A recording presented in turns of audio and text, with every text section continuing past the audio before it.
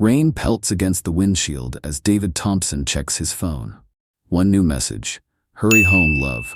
The kids made your favorite dinner. A smile crosses his face as he pulls onto the highway, thinking of his family waiting at home.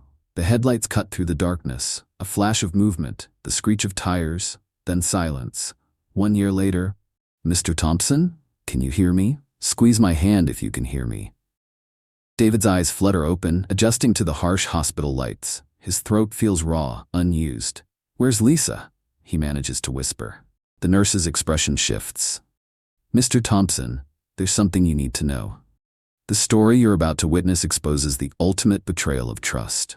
A successful entrepreneur, loving father, and devoted husband lost everything while fighting for his life in a coma. But fate had other plans. Against all medical predictions, David woke up. And in those first moments of consciousness, he had no idea that his worst nightmare awaited him. His wife had built a new life. This isn't just a story about betrayal. It's about the choices we make when we think no one is watching. Before we dive deeper into this extraordinary true story, take a moment to think. What would you do if someone you trusted completely betrayed you while you were at your most vulnerable? We'd love to hear your thoughts in the comments below. Your perspective might help others who faced similar situations. Hit subscribe and turn on notifications. Trust me, you'll want to see how this unfolds. What makes this story different is that we have exclusive access to both sides. You'll hear from David's medical team, who witnessed his miraculous recovery. You'll understand the pressure Lisa faced as a mother of two, managing mounting hospital bills. And you'll see how Mark, their closest friend, transformed from trusted confidant to something else entirely. Drop a like if you believe in karma, because this story has twists you won't see coming. This story involves family separation, financial exploitation, and emotional trauma. While these events are real, we've approached them with sensitivity and respect for all parties involved. In the next hour, you'll witness how quickly a seemingly perfect life can change, and how the choices we make in moments of crisis define who we really are. 2018 was a landmark year for David Thompson. His tech startup had just secured its first major investment round, valuing the company at $12 million. At 35, he'd achieved what many entrepreneurs only dream of. But ask David what he was most proud of, and he'd show you a photo on his desk. Lisa and their 2 children, Emma and Jack, ages 8 and 6. David always put family first, recalls Michael Chen, his chief technology officer. He'd leave important meetings to make it to Emma's dance recitals or Jack's little league games. That's just who he was. Their home videos tell the story of a family living the American dream. Weekend barbecues, family game nights, and holiday celebrations filled their social media feeds. Lisa, a former marketing executive, had chosen to be a full-time mother when the children were born. It was a decision we made together, she'd told friends. David's success gave us that option. They seemed perfect, says Rachel Martinez, their next-door neighbor for 5 years. Lisa would organize these amazing birthday parties for the kids. David would spend weeks planning special anniversary surprises for her. But looking back, there were signs. Those signs were subtle at first. Lisa's increasing isolation as David's company grew. The late-night office calls that pulled him away from family dinners. The growing pressure of maintaining their lifestyle as the business expanded. David's company, Secure Flow Solutions, had begun attracting major clients. Each success meant longer hours, more travel, higher stakes. He was burning the candle at both ends, admits James Porter, his business partner. Lisa supported him publicly, but privately, the strain was showing. Their last family vacation, 3 months before the accident, captured a telling moment. In a video shared by Lisa's sister, David is on his phone during Jack's first surfing lesson. Lisa's expression, caught in the background, speaks volumes. Success changes people, Lisa confided to her friend Rebecca weeks before the accident. Sometimes I wonder if we're still the same couple who met in college. The business demanded more of David's time as they expanded into international markets. Board meetings replaced bedtime stories, video calls interrupted weekend plans. The company's success meant financial security, but it came at a price. Mark Anderson entered their lives during this period. A financial advisor recommended by David's business circle, he quickly became a trusted friend. Mark understood the pressures of balancing success with family life, Lisa would later say. He'd been through similar challenges in his own marriage. The Thompson house, a stunning 5-bedroom colonial in an exclusive neighborhood, became known for hosting charity events and business dinners. Lisa played the perfect hostess while David networked with potential investors. But security footage from their home system reveals a different story. Late-night arguments in the kitchen, tense conversations by the pool, moments of disconnect growing more frequent. David was going to make changes, James Porter reveals. The week before his accident, he'd started planning to step back from day-to-day operations. He wanted to focus on his family. He never got the chance to tell Lisa. Their last photo together was taken at a company gala, just days before the accident. David and Lisa are smiling, his arm around her waist, her hand resting on his chest. But their eyes tell a different story, one of distance, of words left unsaid, of changes on the horizon. Looking at that photo now, Rachel Martinez reflects, you'd never guess what was coming. But that's the thing about perfect lives. Sometimes they're just perfect on the surface. The morning of the accident, David had big plans. A folder found in his office outlined his strategy to restructure the company, allowing him more family time. He'd scheduled a dinner reservation at the restaurant where he and Lisa had their first date. The jewelry box in his desk drawer held an anniversary gift. A replica of her engagement ring, sized to fit her finger after 2 children and 10 years of marriage. He never made it home that night. The irony? The life insurance policy he'd updated that week would soon become part of a story he never could have imagined, a story of trust, betrayal, and the true cost of chasing the perfect life. November 15, 2018, 8:42 p.m. The rain had been falling steadily for hours. David's last text to Lisa remained unread. On my way. Big news to share. His Tesla's dashboard camera captured his final conscious moments. A truck hydroplaning across lanes, the flash of emergency lights, then darkness. Officer Miguel Rodriguez arrived first on scene. The impact pushed both vehicles off the highway. Mr. Thompson's car took the worst of it, rolling 3 times before stopping. When we reached him, he was unconscious, but breathing. 8:57 p.m., Lisa's phone rings. It's the emergency room at Memorial Hospital. 12 p.m. She arrives, children in tow, having had no time to find a sitter. 9:15 p.m. The words that would change everything. Severe traumatic brain injury. Mrs. Thompson, Dr. Sarah Chen recalls that night vividly. She stood there, completely still, holding both children's hands. The little boy was asking about his dad's car. The girl seemed to understand something was terribly wrong. The initial prognosis was devastating. Multiple fractures, internal bleeding, but the brain injury posed the greatest concern. Hour after hour, Lisa sat in the waiting room as surgeons worked to save her husband's life. This is where we need to pause and ask, what would you do in Lisa's position? A mother of 2, facing the possibility of losing your partner, your children's father. Share your thoughts in the comments below. Your perspective might help others facing similar challenges. At 3:27 a.m., Dr. Chen delivered the news. David had survived the surgery, but had slipped into a coma. The next 48 hours would be critical. I need to make some calls, Lisa whispered, stepping away from her sleeping children. The first number she dialed wasn't family, it was Mark Anderson. I don't know what to do, she sobbed into the phone. I can't handle this alone. Mark arrived within the hour, taking charge of practical matters while Lisa focused on her children. He contacted David's parents in Florida, arranged for temporary childcare, and began organizing the mountain of paperwork that accompanies medical catastrophes. The hospital security cameras captured these early moments.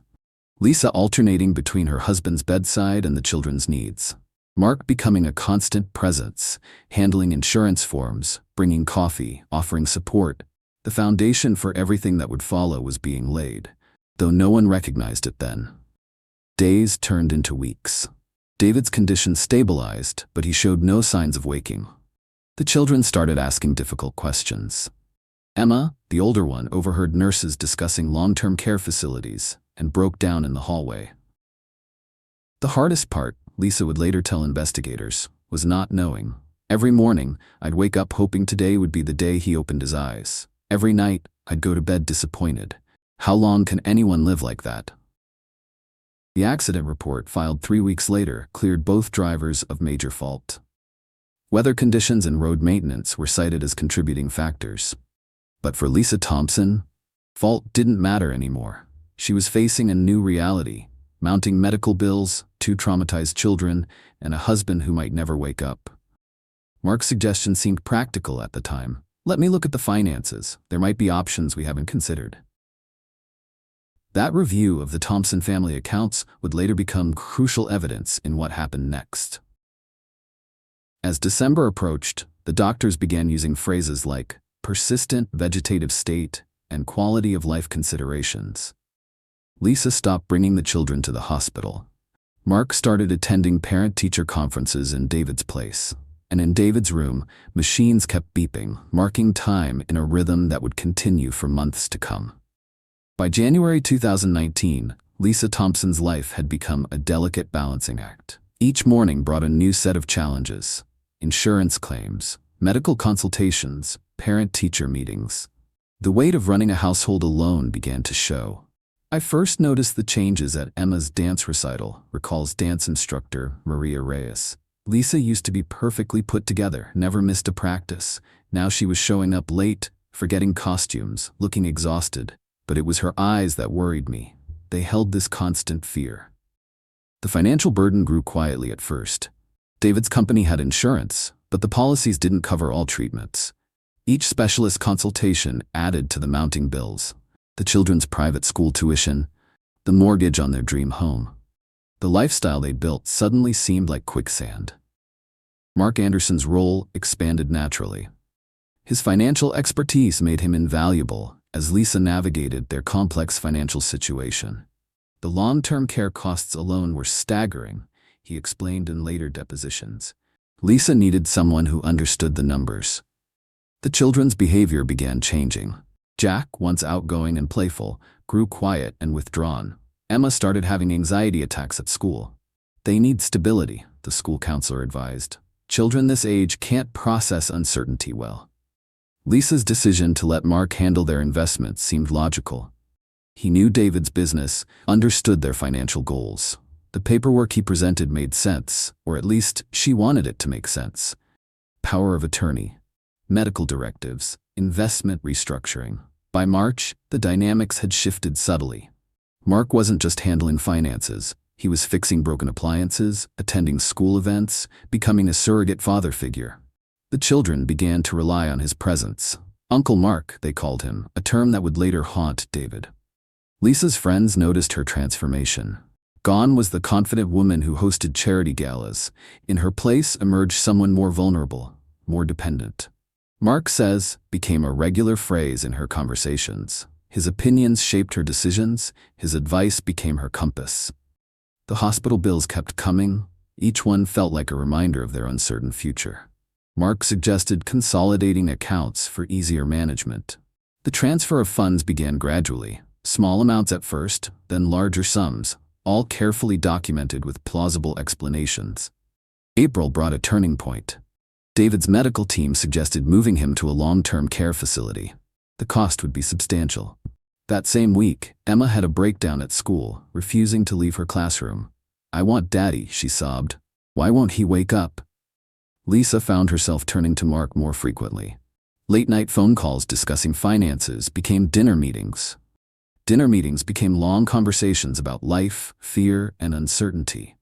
His shoulder was there to cry on, his words offered comfort her friends couldn't provide. Looking back, Lisa's sister Jennifer would later testify, "We all saw it happening. But who were we to judge? She was drowning, and he seemed to be the only one keeping her afloat." The children's therapist noted concerning patterns. Jack had started calling Mark Dad when introducing him to friends. Emma drew family pictures with 4 figures instead of 5. When asked about David, they spoke of him in past tense, as if he were already gone. May arrived with more complications. David's company board members expressed concerns about leadership. The insurance company questioned certain treatments. The children's private school requested a meeting about tuition payments. Mark had solutions for everything. His financial recommendations became more ambitious. Joint accounts, investment restructuring, asset consolidation. Each step seemed necessary, protective, wise. Lisa signed documents without questioning, trusting his expertise and intentions. She was like a different person, her mother later recalled. The Lisa I knew would never have made such huge decisions without consulting multiple advisors. But this Lisa, she just followed Mark's lead blindly. The transformation was complete by early summer. Lisa had gone from independent decision-maker to someone who relied entirely on Mark's guidance. The woman who once ran charity boards and managed household staff now seemed incapable of making choices without his input. In June, Mark made his move. Over dinner at an expensive restaurant, paid for with David's credit card, he suggested making their arrangement permanent. The children need stability, he argued. We could be a real family. Lisa hesitated for only a moment before nodding. That slight pause would later haunt her during the legal proceedings that followed David's awakening. What no one knew then was that in David's hospital room, subtle changes were occurring. His brain activity was showing new patterns. The medical team had begun noting small responses to stimuli. The countdown to his awakening had begun.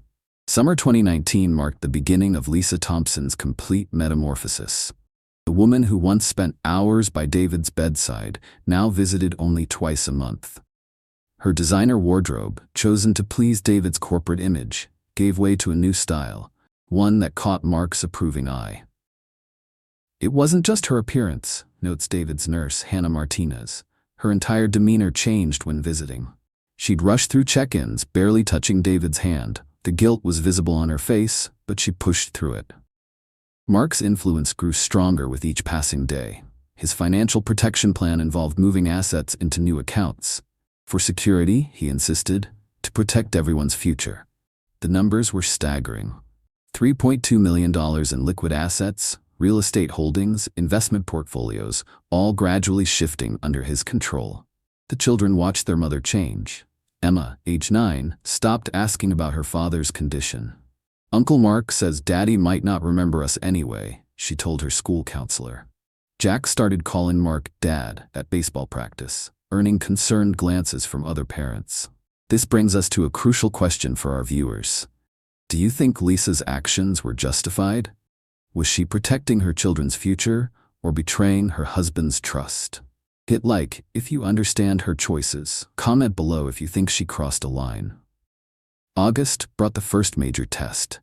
David's medical team reported potential signs of improvement in his brain activity. Lisa's reaction? She accelerated her plans with Mark. Within weeks, they were discussing marriage. I need witnesses who'll understand, Lisa told her closest friends over lunch. Some refused, ending years of friendship. Others reluctantly agreed, rationalizing her choices as necessary for the children's stability. Mark orchestrated each step masterfully. He hired attorneys, specializing in complex marriage situations. Everything's legal, he assured Lisa. David would want you to be taken care of. The irony of those words would later become devastating. The children's confusion manifested in different ways. Emma threw herself into activities, anything to stay away from home. Jack became Mark's shadow, desperately seeking male approval. Their therapist noted, they're adapting to survive, but at what cost? September's parent-teacher conferences showed the impact. Emma's grades dropped. Jack started acting out in class. Their teachers' concerns were met with rehearsed explanations about family adjustments and moving forward. Lisa's transformation reached its peak in October. She removed all photos of David from their home, packing away 11 years of memories. We need a fresh start, she declared, though her hands shook while storing the albums in the attic. Mark's influence extended beyond their personal lives. He began making decisions about David's medical care, suggesting moves to less expensive facilities. We need to be practical, he'd say, each decision driving another wedge between Lisa and her past. The wedding plans accelerated. A small ceremony, close friends only. Lisa wore blue instead of white. More appropriate, she said, though the color choice spoke volumes about her lingering guilt.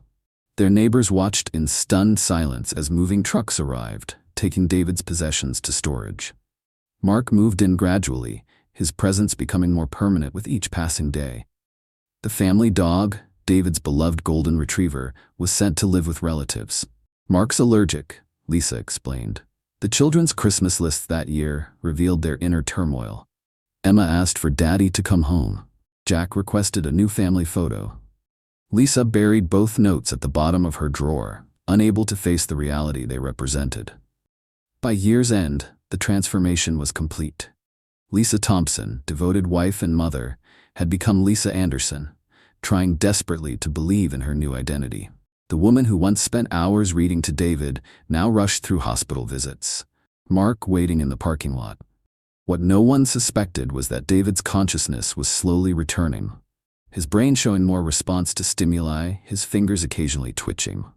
Medical logs noted increased activity during Lisa's brief visits, as if some part of him sensed the changes happening beyond his hospital room. The stage was set for an awakening that would shatter this carefully constructed new reality. December 2019. While David lay motionless in his hospital bed, Lisa and Mark sat in an attorney's office, reviewing prenuptial agreements. The lawyer, Thomas Winters, later admitted his discomfort. Something felt wrong, legally sound, but ethically questionable. The financial transfers intensified. Mark identified opportunities to restructure David's assets. Investment accounts moved offshore. Property titles changed hands. Each transaction carried legitimate paperwork, creating a facade of proper management. "We're protecting the family's future," Mark assured Lisa as she signed document after document. The numbers were staggering. $1.2 million from David's personal accounts, $800,000 in investment portfolios, 3 property deeds, full control of the children's trust funds. Lisa's wedding preparations took on an almost frantic quality. She was rushing, recalls her former assistant Rachel, like she feared something would stop her if she didn't hurry. The guest list shrank daily, limited to those who wouldn't question their choices. At the hospital, David's medical team noted increased brain activity. Lisa dismissed these reports, avoiding detailed discussions about his condition. Mark had already arranged to transfer David to a less expensive facility after their honeymoon. The wedding venue changed 3 times. "Too public," Mark would say, finally selecting a private estate hours away from their hometown. Each detail designed to minimize attention, contain questions, limit judgment. Emma refused to be a flower girl. "I only want to be a flower girl at Daddy's wedding," she declared. Jack agreed to be ring bearer after Mark promised him a new gaming system. Their confusion manifested in therapy sessions they didn't know were being documented. January 15th, 2020, wedding day morning. Lisa stood before her mirror, designer dress perfectly fitted. No white, she chose deep burgundy. Her hands trembled while fastening her necklace, David's first anniversary gift. The ceremony began at 4 p.m. 28 guests, no photos allowed. The minister carefully selected made no mention of previous marriages. Mark beamed confidently. Lisa's smile never reached her eyes. Security cameras caught a telling moment. Lisa, alone in the garden, crying before the ceremony. When Mark found her, she whispered, "What if he wakes up?" His response, "He'd want you to be happy." The reception ended early. By 9 p.m., Lisa and Mark Anderson were officially married. The documents were filed immediately, Mark's attorney ensuring everything appeared proper and legal. That same night, in David's hospital room, nurses recorded the strongest brain activity yet. His fingers moved repeatedly, though no one was there to notice. The financial transfers completed within days. Joint accounts established, insurance policies changed, medical power of attorney updated, house deed transferred. Mark moved swiftly, consolidating control. Each transaction backed by Lisa's signature, each change documented with seeming legitimacy. The paper trail appeared flawless, almost too perfect. 1 week after the wedding, Lisa visited David. 15 minutes total. She removed her wedding ring before entering his room, put it back on in her car. Hospital cameras captured this ritual, evidence that would later prove crucial. The children struggled adjusting. Emma stopped playing piano. That was Daddy's favorite. Jack became increasingly withdrawn. Their new family photos seemed forced, smiles strained. Mark's influence grew stronger. He redecorated their home, removing final traces of David. Family photos disappeared. David's home office became Mark's workout room. The garage still held David's restored Mustang. "We'll sell it next month," Mark decided. February brought the first red flag. David's company board questioned recent financial movements. Mark produced documentation showing Lisa's authorization. His explanation seemed rehearsed, practiced. Lisa threw herself into her new role, as if commitment could erase guilt. Charity events, school functions, social gatherings, all carefully orchestrated to present the perfect image of moving forward. What they didn't know, David's medical team had begun documenting consistent responses to stimuli. His brain scans showed patterns indicating possible consciousness. The next phase was approaching, one that would expose every carefully constructed lie. March 12, 2020, 6:47 a.m. Nurse Julie Chen was checking David's vitals, a routine she'd performed hundreds of times. But this morning was different. His fingers twitched, then his eyelids fluttered. Within moments, David Thompson opened his eyes for the first time in 16 months. "Water," he whispered, his voice rough from disuse. "Lisa? Where's Lisa?" The medical team rushed in. Dr. Roberts, the neurologist, began basic cognitive tests. David tracked movement, squeezed hands on command, recognized his name. His mind was emerging from the darkness, unaware of how his world had changed. The first hours were promising, Dr. Roberts later reported. His memory seemed intact. He recognized photos of his children, asked about his business, but we all dreaded the inevitable questions about his wife. David's first request? "Call Lisa. Tell her I'm awake." The nurses exchanged glances. Nobody wanted to make that call. This moment changes everything. Subscribe now and hit the notification bell. You won't want to miss what happens when Lisa receives this call and how David reacts to learning the truth. By afternoon, David's cognitive functions showed remarkable recovery. He noticed the staff's nervous behavior, their averted gazes, their rushed responses when he mentioned Lisa's name. "Something's wrong," he told Dr. Roberts. "Tell me." The doctor suggested waiting for family to arrive. David insisted. The silence in the room grew heavy. A physical therapist evaluated his muscle response. "Extraordinary recovery potential," she noted, trying to distract him. But David's mind was clearing, picking up subtle signs. The bare walls where family photos once hung, the absence of cards or flowers, his children's artwork missing from the bulletin board. "Where are my kids?" he demanded. "Why isn't Lisa here?" His heart rate increased. Monitors beeped warnings. The hospital administration held emergency meetings. Legal teams were consulted. How much should they reveal? When? Who should tell him? At 4:23 p.m., David discovered his first clue. His wedding ring was missing. "It never left my finger," he told the nurse. "Where is it?" Nobody answered. His phone, in storage for 16 months, was dead. He demanded a charger.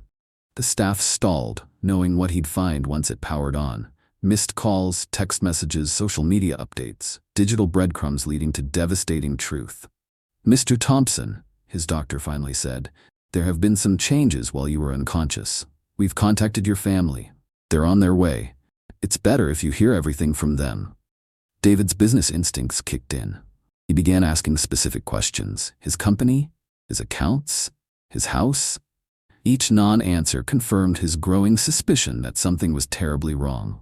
By evening, his room filled with specialists, neurologists, psychiatrists, social workers, all preparing him for news they couldn't bring themselves to deliver. At 7:15 p.m., a text message lit up the nurse's station. Lisa had responded, "On my way. Don't tell him anything." David watched the sunset through his window, unaware that soon his entire world would shatter. His last words before Lisa arrived, "How long was I really gone?" The clock ticked toward a reunion that would reveal the ultimate betrayal. Lisa arrived at 8:45 p.m., alone. Her steps echoed down the hospital corridor as security cameras tracked her approach. She'd removed her wedding ring, both rings, but the tan lines betrayed their recent presence. "David?" Her voice trembled at his doorway. For a moment, time seemed to freeze. His face lit up. "Lisa!" He reached for her, but she stayed back. That's when he first noticed. She looked different. Expensive new clothes, different hairstyle, a subtle change in her posture. "The kids?" he asked. They're safe," she replied, looking away. David's expression shifted. 16 months in a coma hadn't dulled his ability to read his wife of 11 years. "What aren't you telling me?" The truth spilled out in fragments, each revelation hitting harder than the last. Mark's name came up. David's heart monitor spiked. The marriage certificate dated 2 months ago. His pulse raced faster. The transferred assets, warning alarms started beeping. You did what? His voice was quiet, dangerous. A nurse rushed in, drawn by the monitors. Mr. Thompson, you need to stay calm. Calm? She married my friend. She took everything. Where are my children? Emma and Jack learned of their father's awakening through their school counselor. Emma ran from the room crying. Jack threw his backpack, screaming, "He's not my dad anymore. Uncle Mark is." David's phone finally charged, revealing months of missed milestones. His daughter's dance recital photos, Mark in the proud parent shots, Jack's baseball team pictures, Mark as assistant coach, holiday celebrations in his home, Mark at the head of his table, his company's social media announcing Mark as new CEO. The money, David demanded. Show me the accounts. Lisa's hands shook as she pulled up banking apps. Accounts emptied, properties transferred. His life's work redistributed during his unconsciousness. It was for security, she whispered. We didn't know if you'd wake up. We? The word hung in the air like poison. The hospital security footage captures the moment David understood the full scope of the betrayal. His face transformed from confusion to disbelief to something harder. Get out, he said quietly. David, please, get out. The screaming brought security running. Lisa fled the room. David ripped out his IV, demanding his laptop, his phone, his clothes. Sir, you need to rest, the nurse pleaded. Rest? I've been resting for 16 months while my life was stolen. That night, David made 3 calls. 1, his attorney, 2, his bank, 3, the police. March 15th, 2020. The Thompson family lawyer's office. 3 days after David's awakening. David sat ramrod straight, his hospital discharge papers still fresh. Across the table, Lisa and Mark, their matching wedding bands gleaming under fluorescent lights. Let's discuss this civilly, Mark began, his financial advisor persona firmly in place. Civilly? David's laugh held no humor. Like how you civilly married my wife? Civilly emptied my accounts? Civilly turned my children against me? Mark's mask slipped. Those children needed a father who was actually present. The room temperature seemed to drop. David's attorney started recording. Present? I was in a coma fighting for my life while you stole everything I built. Tell me, Mark, how long did you wait? How long after my accident before you started moving the money? Lisa flinched. The bank records lay open. First transfer dated December 2018, just weeks after the accident. The company needed leadership, Mark countered. Lisa needed protection. You weren't there. Protection? David's voice stayed deadly calm. Is that what you call emptying my personal accounts? Transferring my properties? Taking my family? Mark's composure cracked. You were as good as dead? What was Lisa supposed to do? Wait forever? Live in limbo? 16 months. David leaned forward. You couldn't wait 16 months before taking my life? Lisa started crying. Mark moved to comfort her, but she pulled away. The first crack in their united front. The transfers were legal, Mark insisted. Lisa had power of attorney. Obtained while I was unconscious. Convenient timing. The lawyers exchanged glances. Words like fraud, coercion, and criminal intent floated between them. The children, Lisa whispered. Yes, let's discuss our children, David cut in. The ones you taught to call another man dad while I lay fighting for my life. Mark stood suddenly, his chair scraping back. This is pointless. We have nothing to hide. Everything was legal. Legal? David smiled without warmth. The SEC might disagree. My attorneys found interesting patterns in those company transfers, Mark, dating back before my accident. Mark's face paled. The trap was sprung. Did Lisa know? David pressed. Did she know you were embezzling before I went into that coma? Is that why you moved so quickly? The truth dawned in Lisa's eyes. She turned to Mark, seeing him clearly for the first time. Mark? Her voice shook. What's he talking about? But Mark was already reaching for his phone, panic replacing confidence. This meeting is over, he announced, grabbing his coat. No, David replied calmly. It's just beginning. The FBI is very interested in those offshore accounts you opened last year. Mark bolted for the door. 2 federal agents waited in the hallway. The confrontation ended with handcuffs, tears, and the sound of Lisa's wedding ring hitting the conference room table. April 2020. 1 month after David's awakening. Mark faces federal charges for financial fraud spanning 3 years, predating David's accident. The scheme unraveled, revealing David's coma as Mark's opportunity to hide his crimes. Lisa filed for annulment, her second wedding ring locked away with the truth of those 16 months. She moved in with her sister, starting therapy to understand her choices. The children? Time heals, slowly. Emma visits David daily, making up for lost memories. Jack struggles more, but weekly father-son baseball games are rebuilding bridges. David's recovery defied medical expectations. His company, now under temporary leadership, awaits his return. The stolen assets? Mostly recovered, frozen in accounts across 3 countries. The hardest part, David shared during his last interview, isn't the money or the betrayal. It's the memories I lost. 16 months of my children's lives. Those are irreplaceable. Sometimes karma works in mysterious ways. David's awakening didn't just expose a betrayal, it unveiled a deeper conspiracy that might have remained hidden forever. In life's darkest moments, the truth finds its way to light. Mark's planned perfect crime became his downfall. Lisa's search for security revealed her greatest vulnerability, and David's fight for life became his path to justice. If this story moved you, share it with someone who needs to hear that justice still exists. Subscribe to our channel for more incredible true stories that remind us karma is always watching and the truth always surfaces. Some stories leave you speechless. Others make you believe in justice again. This one does both. Please take a moment to support our channel. Your engagement helps us continue investigating and sharing these crucial stories. Like this video, subscribe to our channel, and hit the notification bell to stay informed about similar cases that deserve attention.